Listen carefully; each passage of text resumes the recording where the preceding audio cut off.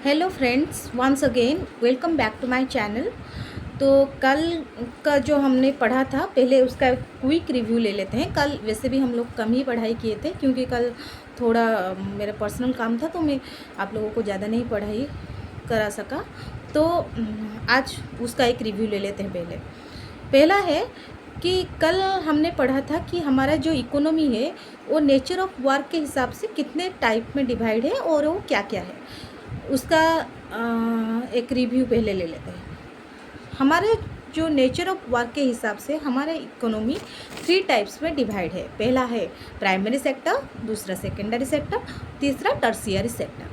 पहला जो primary sector है वो नेचर के साथ इन्वॉल्व है। डायरेक्ट नेचर से जो एक्सट्रैक्ट हम लोग करते हैं वो प्राइमरी सेक्टर का जॉब में आता है, जैसे कि एग्रीकल्चर, फिशिंग और फॉरेस्ट्री।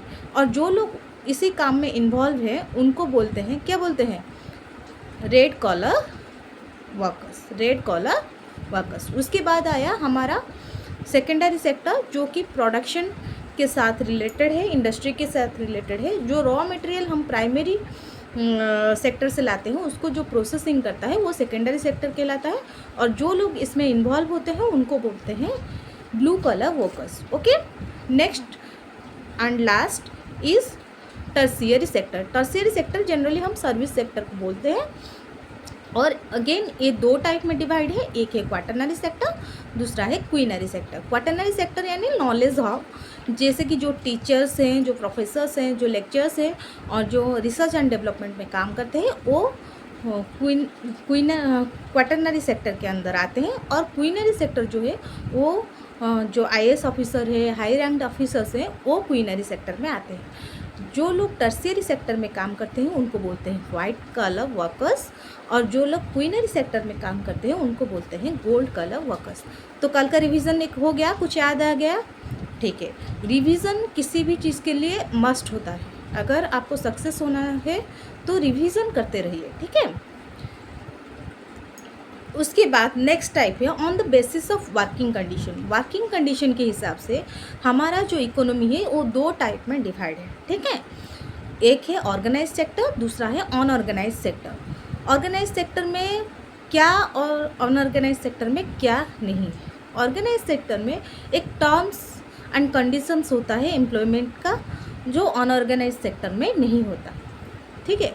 और ऑर्गेनाइज सेक्टर में कुछ रूल्स होता है और अनऑर्गेनाइज सेक्टर में वो गवर्नमेंट का कुछ रूल्स लागू नहीं होता। और ऑर्गेनाइज सेक्टर में फिक्स्ड एक सैलरी होता है और रेगुलरली एम्प्लॉयमेंट होता है। अनऑर्गेनाइज सेक्टर में ना ही फिक्स सैलरी होता है, ना ही रेगुलर एम्प्लॉयमेंट होता है। इससे क्या पता चलता है कि ऑर्गेनाइज सेक्टर जो है उसका जॉब सिक्योर है, जो अनऑर्गेनाइज सेक्टर में काम करते हैं उनका जॉब इनसिक्योर है, ठीक है। और ऑर्गेनाइज सेक्टर में आपको एक्स्ट्रा बेनिफिट्स भी मिलता है, जैसे पेंशन, ईपीएफ वगैरह, जो अनऑर्गेनाइज सेक्टर में नहीं होता। ऑर्गेनाइज सेक्टर का एक एग्जांपल बताइए, जो गवर्नमेंट्स जॉब्स में है, एमएनसीज में है, बड़े बड़े कंपनीज़ में रहते हैं, तो उनका जो जॉब है वो ऑर्गेनाइज्ड है, क्योंकि उनको कुछ गवर्नमेंट के कुछ रूल्स रेगुलेशन के हिसाब से उनको जॉब मिलता है। उसके जॉब का कुछ टर्म्स एंड कंडीशंस भी होता है, फिक्स्ड एक सैलरी होता है, ईपीएफ वगैरह कंट्रीब्यूशन भी होता है, और जॉब का एक सिक्योरिटी भी होता है। अनऑर्गेनाइज्ड सेक्टर, जो हम लोग जो लेबर्स काम करते हैं या छोटे मोटे दुकान में काम करते हैं, वो आ गया अनऑर्गेनाइज्ड सेक्टर के अंदर। समझ में आया? ओके, मैं ज़्यादा स्पीड तो नहीं हो रही हूँ ना? देखिए, ये वाला चैप्टर जो इजीली अंडरस्टैंड हो रहा है मैं थोड़ा जल्दी कर रही हूँ, और उसके बाद ये वाला चैप्टर अभी कल के दिन लास्ट होगा, हम लोगों का ख़त्म हो जाएगा। उसके बाद मैं आपको इसका एक फाइनल रिकैप, पूरा जितना हम लोग पढ़ा है वो सब दे दूँगी।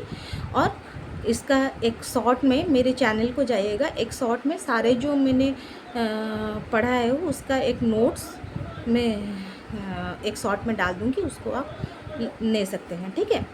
उसके बाद on the basis of ownership हमारे जो इकोनॉमी है वो 2 टाइप में डिवाइड है।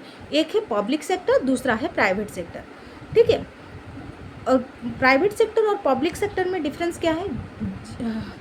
प्राइवेट सेक्टर में गवर्नमेंट का जो कंट्रीब्यूशन है वो 51% से कम है, ठीक है।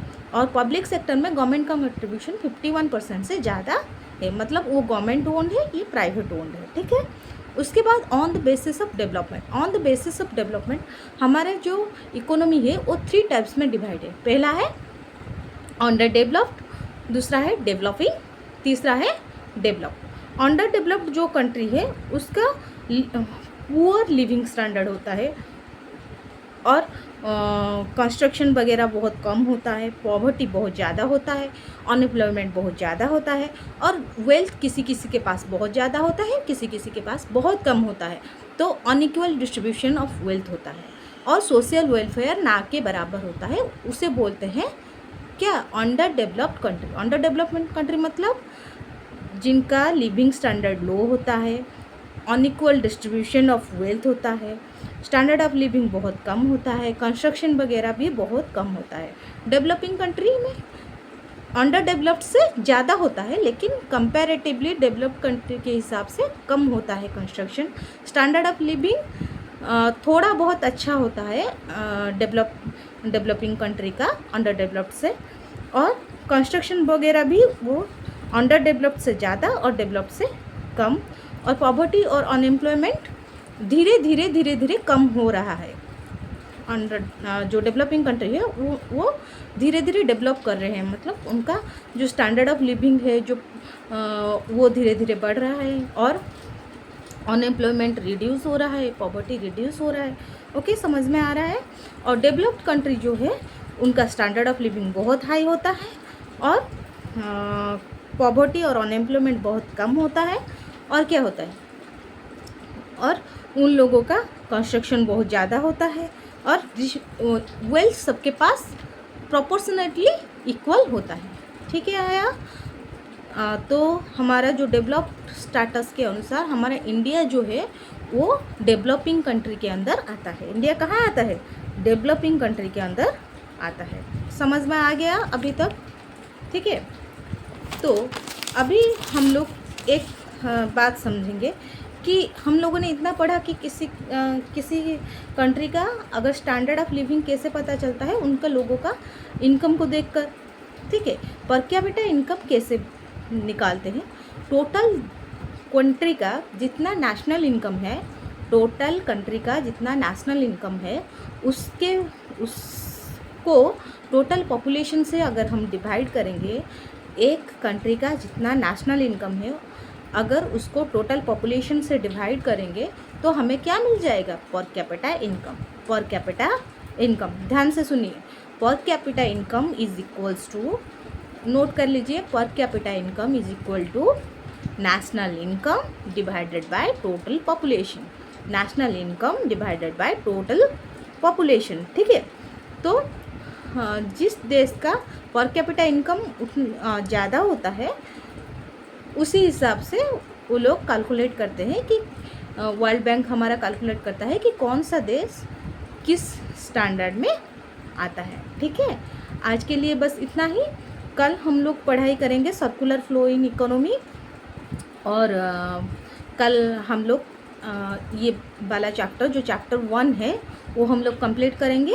फिर मैं सारे जो PDF होगा वो आपको एक शॉर्ट में डाल दूँगी, ध्यान से वो शॉर्ट को देख लेना, फिर उससे आप कॉपी ले लेना। ठीक है, thank you for supporting me, thank you.